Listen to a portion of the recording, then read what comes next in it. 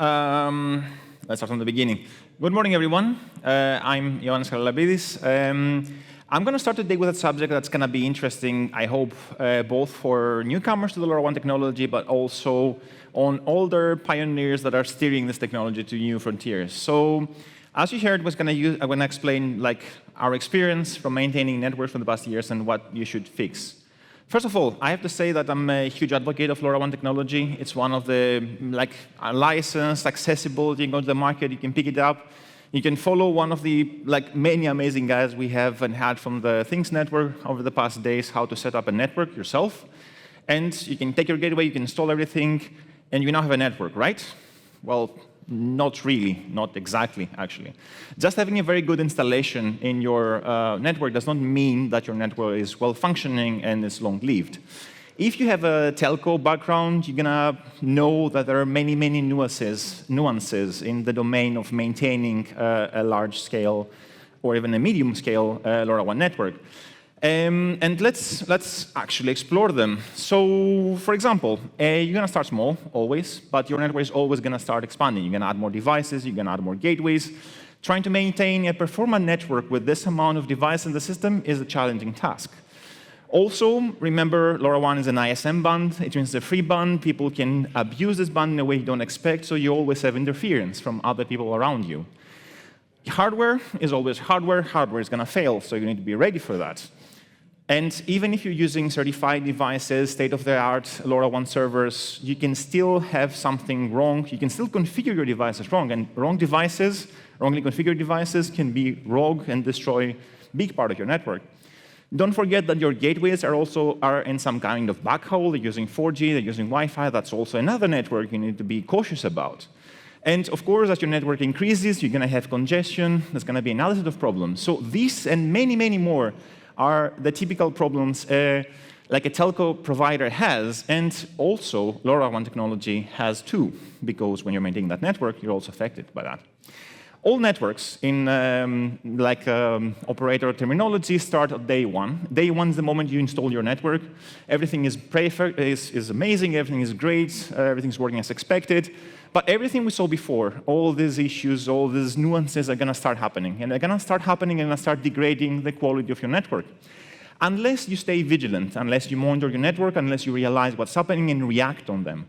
This is the only way you can manage you have a stable, healthy network throughout its lifetime. So the keynote here is you need to stay proactive, not reactive. And I'm going to demonstrate this with a few use cases we have on the field. So let's see a few case studies. Case studies number one. Who knows Mykonos? Everybody knows Mykonos. Okay. So Mykonos is a great island, amazing for its surrounds and everything. What is not great is the network situation there.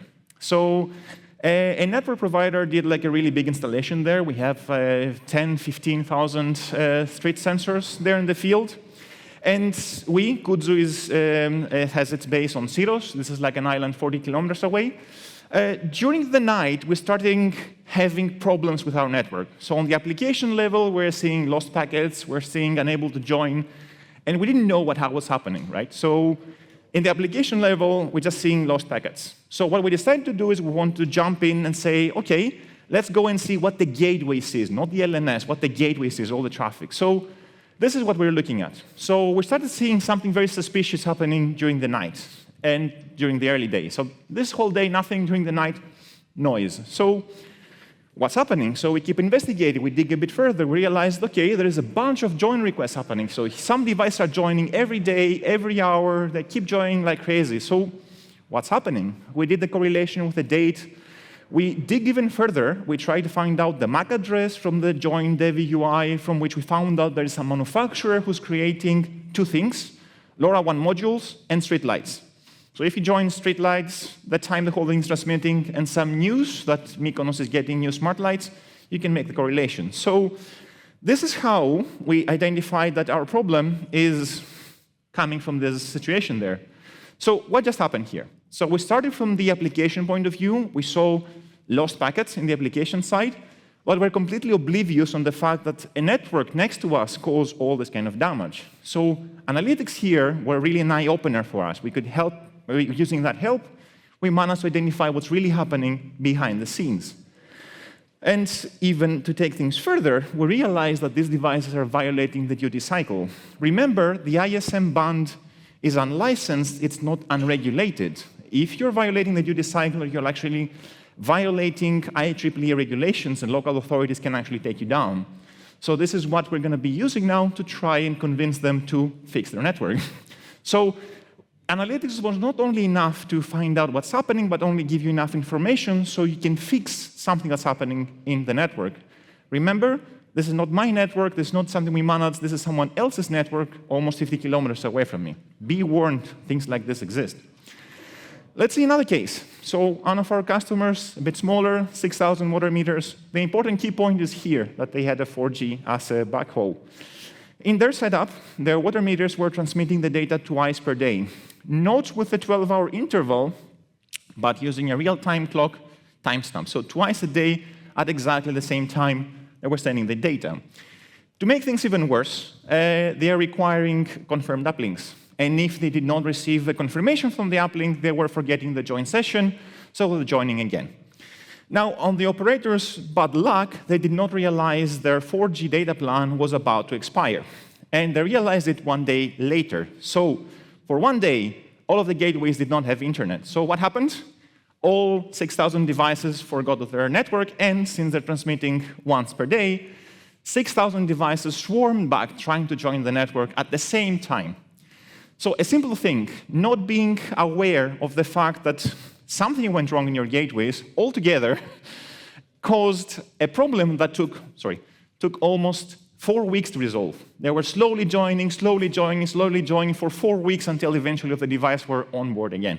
So again, be very, very cautious, things like that. And please, if you're developing firmware, please don't send everything in the same part of the day. Please use some randomness. All right, so let's jump into another case. This is more of a lab case where we're trying to find out which gateway to use with some customer. And we had 1,000 sensors in one building and 2 gateways in another building next to it, and we're trying to find out which one is the best. So started charting everything, starting seeing the signal strengths. Here we see one gateway is excellent, the other gateway is not so excellent. So obvious, right? I'm going to get the big one. So, however, at the same time, we're noticing that the better the reception was, the more packets were lost by this gateway.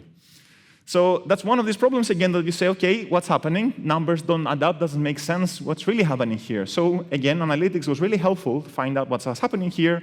We realized that the receiver was saturated during that time. So the gateway had such a good RF path, so when many devices were trying to talk together at the same time, it was maxing out. Like on the reception scale, it was saturated, so it could not receive the data, packets were lost.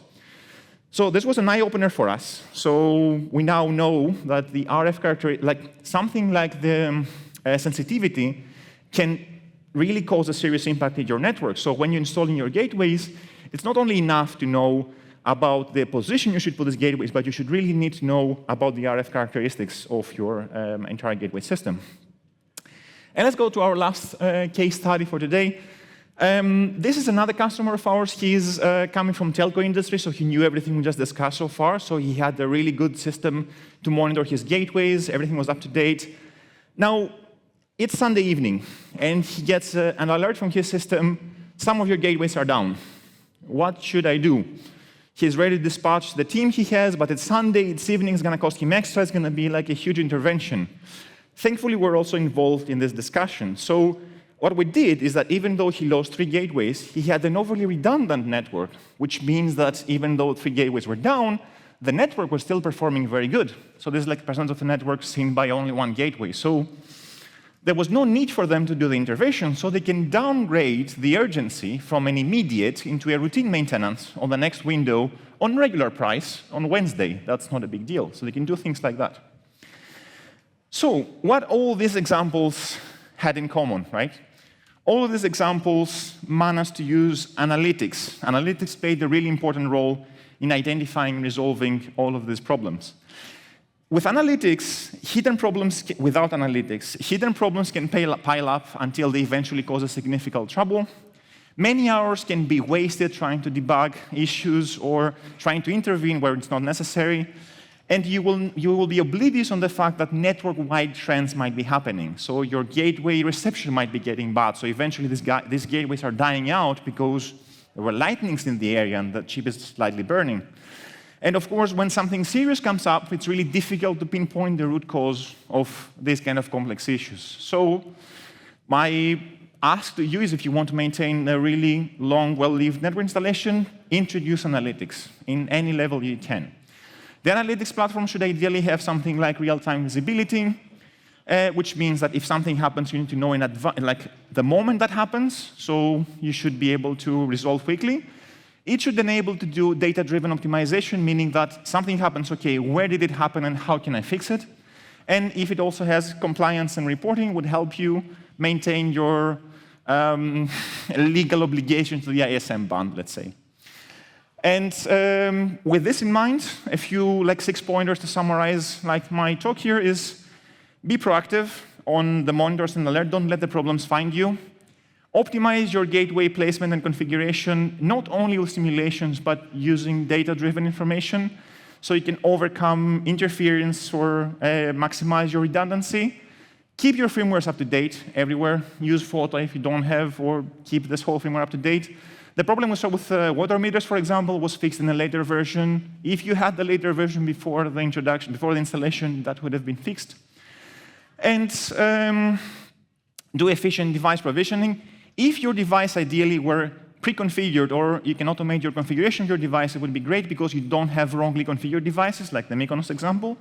And always use data-driven decision-making for all of these kind of choices.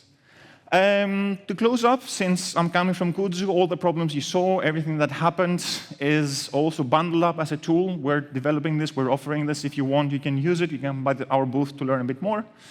And you can also use your own data, to experiment and see what we're talking about.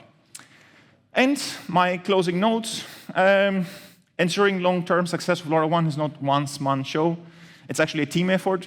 Remember, if your network misbehaves, you're not only hurting yourself, you're hurting many networks around you. So please be proactive. So that's from me. Thank you very much.